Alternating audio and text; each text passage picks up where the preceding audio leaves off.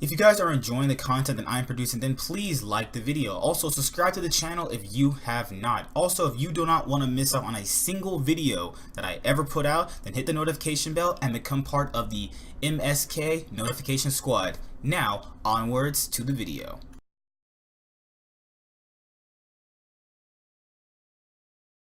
Hey YouTube, it's MasterSwagKing, going to bring you guys my updated Dark Magician deck profile. I know a lot of people have been asking me for this deck profile. Some people may say that's not true, but obviously those people are just irrelevant. They're just, you know, idiotic haters. But yeah, I wanted to update this deck for a while because I played some new stuff in it. I used to play the rank 4s and stuff like that. I tried a bunch of Dark Magician builds out. I still want to do the whole Wind Witch thing when I actually get a hold of them. That seems like a pretty cool idea. I just like always changing the deck up and trying different things out. So when you see my profiles, I like to change things up and try things differently. I was playing the rank 4 engine for a while. I still think it's pretty good, and you can still run it if you like to, but I just trying to stay away from that for a moment, you know, do something more new. And I'm also running, you know, the more expensive Link package. Obviously it's technically not expensive because I pulled the cards, so I guess that kind of bridges that gap. I know there's also the community of Dark Magician players that love the deck, and I don't blame you. It's a great deck. For, you know, casual play, I would not take this deck to a regional, you know, but I'd rather play something more meta that's going to give me a higher chance of winning at a higher level event. But this could bring, you know, catching people off guard and stuff like that. So yeah, no side deck. You know, decide for whatever is at your local area and stuff like that, and that'll pretty much work out for you. So starting off, I'm gonna run 3 Dark Magician. You can run whatever Dark Magician artwork you like. These 2 are personally my favorites, and this is my all-time favorite because it's the original. I do like the movie pack Dark Magician that they released for the Dark Side of Dimensions one, but I just couldn't find them, and I was gonna actually include them, but you know, just run whatever artwork you want. Run whatever dark. Sorry, I can't talk. Run whatever version of Dark Magician artwork you like. It does not matter. That is just cool looking versions of a card to look at, I guess, when you're playing. So alright, triple Magician's Rod. This is your thing that searches spells and traps. You know, this is the guy, one of the best normal summons in the deck, so you run it at 3 obviously. Double Magician of Dark Illusion. I know people have cut it to 1 actually. I prefer 2 because it gives you another body on board. It helps with the whole rank 7 thing. I'm not running Gaga Magician at the moment, so this also helps with that, you know, with doing certain XYZ plays and stuff like that. Then I am going to be running 3 Apprentice Illusion Magician. You know, this is all standard stuff pretty much right here from here on out. This card is just amazing. Honest, buffs them up, and it's a great card in general. 1 Magician of Prophecy. I decided to cut it to 1. I didn't feel like I needed to. 2 felt cloggy. If you want to play 2, that's fine. I just only thought 1 was fine. So that's the monster count right there. Triple Magician Circle. This is the card this is your duality. Grabs anything you want. This is the best card. This is the best spell card in the entire deck. And like I said before I show you these next cards, I am proxying 2 Spellbook of Knowledges. So, you know, just for this part of the video, you know, just imagine there is, you know, 2 Spellbook of Knowledges right here, because the Spellbook of Knowledge goes with the whole Spellbook engine that I run, and that complements the 2 Spellbook of Secrets. So yeah, 2 Spellbook of Knowledge and 2 Spellbook of Secrets. I'm proxying Spellbook of Knowledge at the moment, so because I believe it will get reprinted this year, and then I'll add them to the Dark Magician deck. So we all win, guys. We can all win and get our reprints, and, you know, pay less money for cards that shouldn't be expensive. Double Eye of Timaeus. I know people have cut this to 1. Some people play it at 3. I'm kind of indifferent about it. I like 2. I feel like 2 is the most optimal number that you'd want to run, because you don't want to see it every single, like, it's really odd.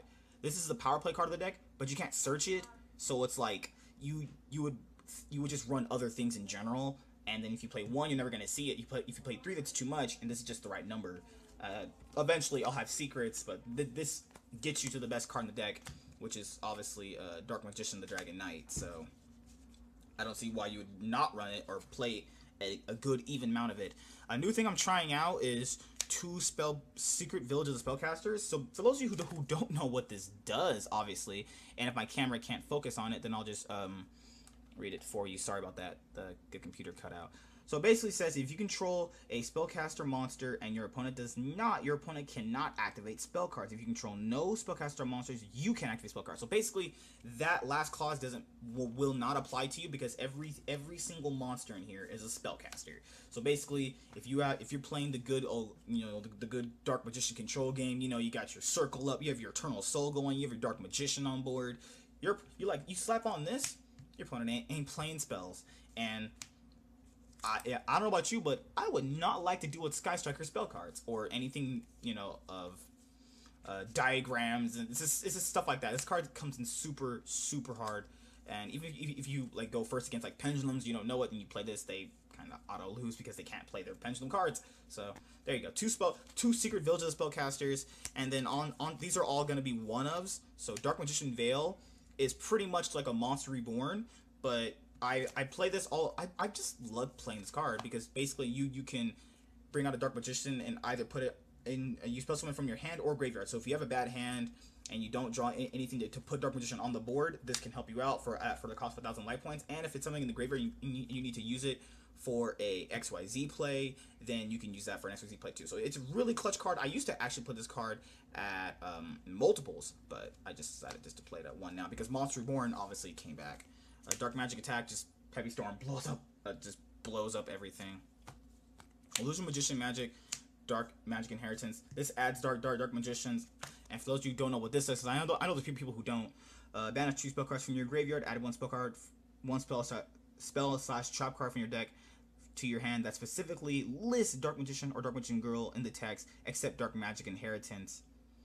You can only activate one inheritance per turn. So basically, you take away a spell to add a Magician spell card back to your hand. You could grab Dark Magic Attack. You could grab, what was it? They said you can't grab this, but you can grab this. This card has its uses. So it's at $1.5 until they reprinted it. I think I paid like $5 for this. I don't even remember at this point. But yeah, those are just the one-ofs. Or if you don't have any circles on board, you can bring back a circle. So cards that help the deck a lot. So I chose to one Upstart Goblin, one Monster Reborn. Shoutouts to Battles of Legends, Relentless Revenge for reprinting this card. And then you have Regeki. Alright, so I'll explain it. It should be self-explanatory, but I will explain it because some people will ask me to.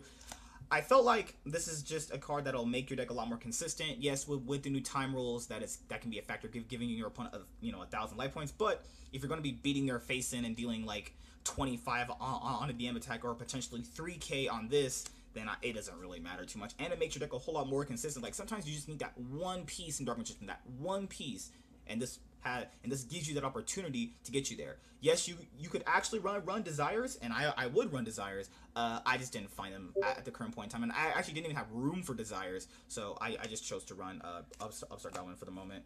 Monster Reborn, I don't think it needs an explanation. A rogue deck like Dark Magician needs Raigeki because you need to blow up your opponent's board. I don't really see why you wouldn't run Raigeki in any of your actual rogue decks. That doesn't even make remote sense. But yeah, Raigeki should be a staple in this deck. Anyways, like, at a certain point, you need to play this card. Alright, Eternal Soul, triple. Some people have actually cut this card to 2. I have no clue why you would do that. This is the card that makes the deck a thing. You know what I mean? Like, sure, Dark Magician Circle, Dark Magician itself are fantastic cards, and Dark Magician Knight, great card. But this is what gets you there. This is what is that oomph. You know what I mean? Like, this is that card. When I don't open this, I'm like crap. And then when I don't open Circle, I'm like mega crap.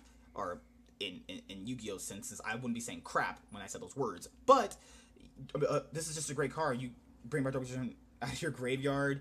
From your hand or graveyard, you can add Dark Magician spell cards. Just Dark Magic Attack, 1,000 Knives. I actually used to play 1,000 Knives.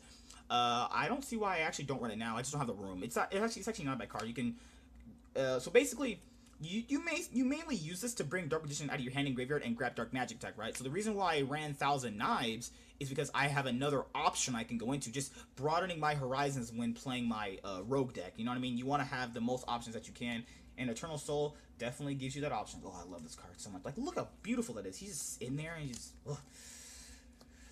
Alright, so triple Magician Navigation, Spell Negator, Special Summons Dark Magician from your hand. You know what I mean? Like, it's just a great card in general. Your opponent activates an evenly matched. You can use this to negate it. I think that's the best thing I've ever did with the card. I did a lot of cool spell negation. You can negate, like, Desires.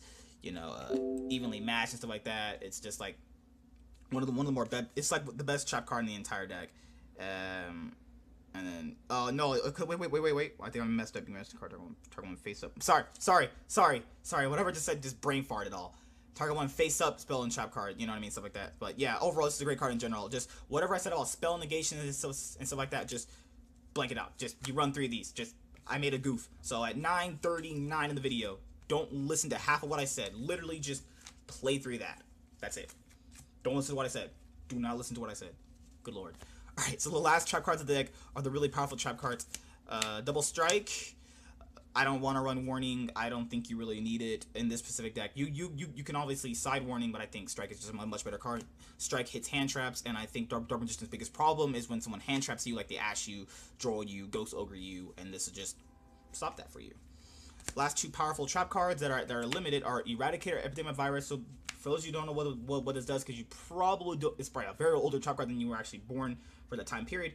Tribute 1 Dark Monster who's a monster with 2,500 or more attack. Dark Magician has that. And declare 1 type of card, spell or trap. Look at your opponent's hand, broken. All spell and trap cards they control, and all cards they draw until the end of their 3rd activation, turn after this card's activation, destroy all cards of that type. Yeah, I don't even know how I was living not running this card sooner in my Dark Magician deck profiles. It's absolutely an insane card.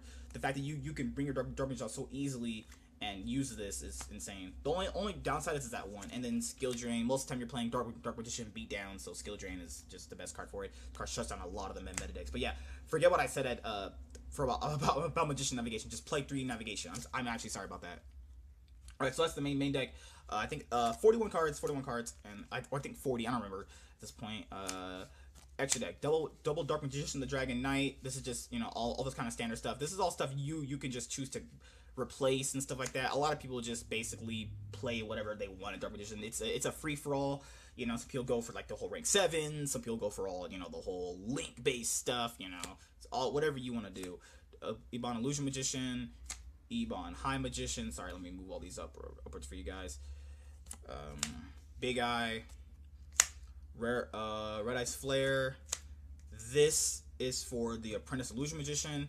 I don't see why I did that right there, because I have a rank 7 right here. Tomahawk is for our link plays. You can switch one of these cards out for a Mecha Phantom Beast Draco Sack, which is what I was thinking about, because, you know, you can make a Draco Sack, make tokens, and go make a link play. I know some people also run Link Spider. I just couldn't find Link Spider at the moment, and I didn't really. I had a lot of success with it. I just could not find Link Spider at the moment. So if you want to cut anything for a Link Spider for what I'm about to show you, because this helps you make links, then go ahead for that. And then Absolute and Vortex. And then right after that, here are our Link monsters: Saryuja, Underclock Taker, and Proxy Dragon. And then here's all your tokens you run for the Tomahawk. So yeah, that is my updated Dark Magician deck profile, guys. I hope you guys really did enjoy the video. Like, comment, subscribe. Most of all, enjoy. Like you said, you can play whatever you want. You can play Topologic Bomber Dragon in your Link deck. I'll slide in my Link Spider probably after this, after I figure out something I need to cut. And yeah, that's pretty much it. This is a fun deck. If you want to take it to a regionals, definitely play meta cards in it, like Ashes, Evenlies, you know, just the meta engine you need to run, Droll and Lockbirds, you know, stuff like that. But this is just what I'm running right now. This is what I would run at the locals, just to have a little bit of fun. I wouldn't care if I go like 0-4. It doesn't really matter to me. I don't care. I'm not playing a meta deck. This is not a meta deck. And then you just go in and just have some fun. So yeah, hope you guys enjoyed the video. Like, comment, subscribe. Most of all, enjoy. Support the channel on Patreon and PayPal if you want to support me directly. And then I'll see you guys in my next video. Peace out. You guys have a great day. Bye.